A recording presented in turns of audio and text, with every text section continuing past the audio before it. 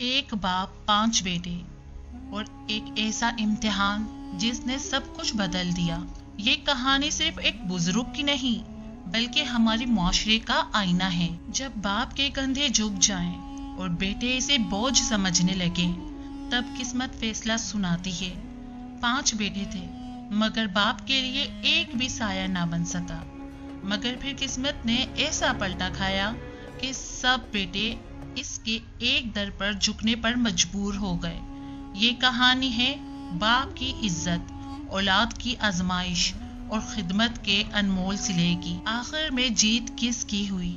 جاننے کے لیے کہانی آخر تک ضرور سنیے گا۔ شہر بغداد سے کچھ فاصلے پر ایک چھوٹی سی بستی میں ایک بوڑھا شخص حکیم اپنی زندگی کے آخری ایام گزار رہا تھا۔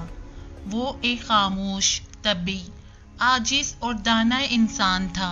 اس کے 5 بیٹے تھے جن میں سب سے بڑا یوسف تھا جو ایک محنتی زمیندار تھا۔ یوسف دن بھر کھیتوں میں کام کرتا، زمینوں کو سیراب کرتا، فصلوں کی دیکھ بھال کرتا، لیکن والد کی خدمت کرتے ہوئے بعض اوقات اس کے لہجے میں تلخی آ جاتی۔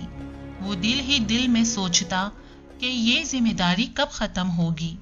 شام کو جب وہ تھکا ہارا گھر لوٹتا تو اس کا بوڑھا باپ خاموشی سے بیٹے کی تھکن کو محسوس کرتا، مگر کچھ کہے بغیر نظریں جھکا لیتا۔ وقت گزرتا گیا اور حکیم نے یوسف کے رویوں میں سرد مہری محسوس کرنا شروع کر دی۔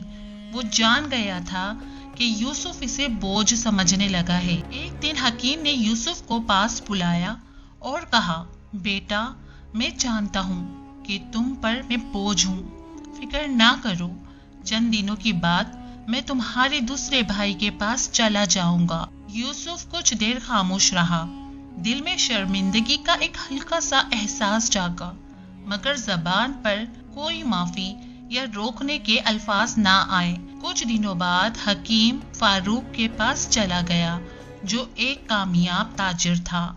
دولت کی کمی نہ تھی مگر اخلاق کی کمی ضرور تھی۔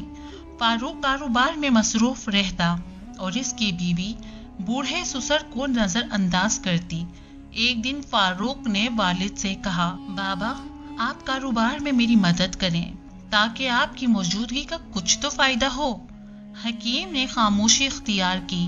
اس کے جھکے ہوئے کندھے، لرزتے ہاتھ اور تھکا ہوا جسم بتا رہے تھے کہ وہ اب کسی کام کے قابل نہیں، مگر اس نے بیٹے کی بات کا برا نہ مانا۔ چند دن بعد فاروق کی بیوی نے کہا، یہ بوڑھا ہمیں پریشان کر رہا ہے، اسے کہیں اور بھیج دیں۔ فاروق نے بے دردی سے کہا، بابا، اگر آپ تنگ ہیں تو کسی اور بیٹے کے پاس چلے جائیں، میں علاج کے پیسے دے دوں گا۔ یہ سن کر حکیم کی آنکھیں بھیگ گئی، مگر کچھ کہے بغیر تیسرے بیٹے عثمان کے گھر چلا گیا۔ عثمان ایک محنتی کسان تھا مگر دن بھر کھیتوں میں مصروف رہتا۔ اس کی بیوی بچوں کو سسر کے پاس کھیلنے بھیج دیتی۔ بوڑھا حکیم بچوں کے ساتھ کھیلنے کے قابل نہ تھا۔ وہ اندر ہی اندر کھنستا چلا گیا اور وہاں سے بھی خاموشی سے رخصت ہو گیا۔ چوتھے بیٹے احمد کے ہاں پہنچا جس نے والد کا استقبال خوشی سے کیا، مگر اس خوشی کی بنیاد لالچ تھی۔ جیسے ہی اسے معلوم ہوا کہ والد کے پاس دولت نہیں، اس نے بھی بے رخی اختیار کر لی۔ آخر کار احمد نے کہا، بابا، آپ یہاں نہیں رہ سکتے، میرے پاس وقت نہیں۔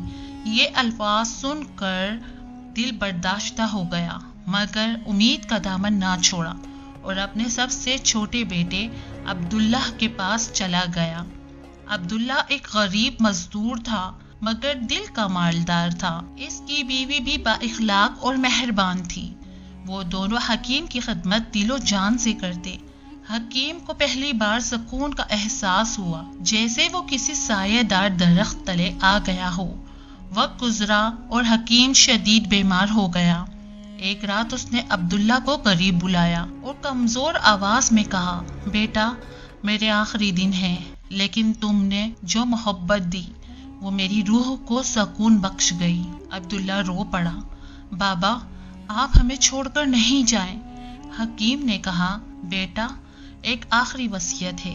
بغداد کے فلاں محلے میں جا کر جابر نام کا ایک شخص ہے، میرے بعد اس کے پاس جانا اور کہنا کہ حکیم وفات پا گیا ہے، جو امانت اس کے پاس رکھی تھی وہ تمہیں دے دے۔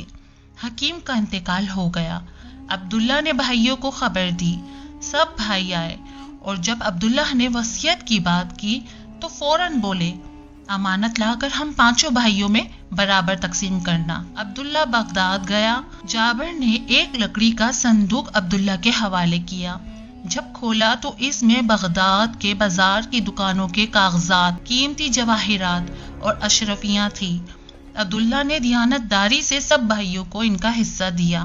وقت گزرا، بڑے بھائیوں کی دولت ریت کی طرح ہاتھ سے نکل گئی۔ ایک کا دیوالا ہو گیا، دوسرا قرض میں ڈوبا، تیسرے کا کاروبار تباہ ہو گیا۔ صرف عبداللہ ترقی کرتا گیا۔ اس نے اپنے حصے سے کاروبار شروع کیا، ایمانداری سے محنت کی اور جلد ہی بازار کا واحد مالک بن گیا۔ جو بھائی کبھی غرور کرتے تھے آج عبداللہ کے در پر سوالی بن کر آئے۔ عبداللہ نے سب کی مدد کی کیونکہ اس کے دل میں وہی رحم تھا جو اس کے باپ نے سکھایا تھا۔ آخر کار عبداللہ نے بغداد میں ایک بڑا گھر خریدا، اپنی بیوی اور بچوں کے ساتھ ایک خوشحال زندگی گزاری اور ہمیشہ والد کی دعاؤں، تربیت اور اخلاق کو یاد رکھا۔ دنیا کی ہر دولت، ہر کامیابی باپ کی دعاؤں کے بغیر ادھوری ہے۔ جس نے بچپن میں تمہیں انگلی پکڑ کر چلنا سکھایا، اس کے بڑھاپے میں سہارا بننا تمہارا فرض ہے۔ یاد رکھو، باپ کا سایہ جب اٹھ جاتا ہے تب زندگی کا سب سے قیمتی سائبان چھن جاتا ہے۔ اگر آپ کے والد حیات ہیں تو آج ہی جا کر ان کے ہاتھ چوم لیجیے، اور اگر وہ اس دنیا میں نہیں تو آج کی رات ان کے لیے ایک سچی دعا ضرور کیجیے۔ یہ کہانی اگر دل کو لگی ہو تو ایک دعا اپنے باپ کے لیے اور ایک شیئر ان لوگوں کے لیے کریں جنہیں یہ پیغام سننا چاہیے۔ ویڈیو پسند آئے تو لائک کریں، اپنے دل کی بات کمنٹ میں ضرور لکھیں اور ایسی مزید کہانیوں کے لیے چینل کو سبسکرائب کریں۔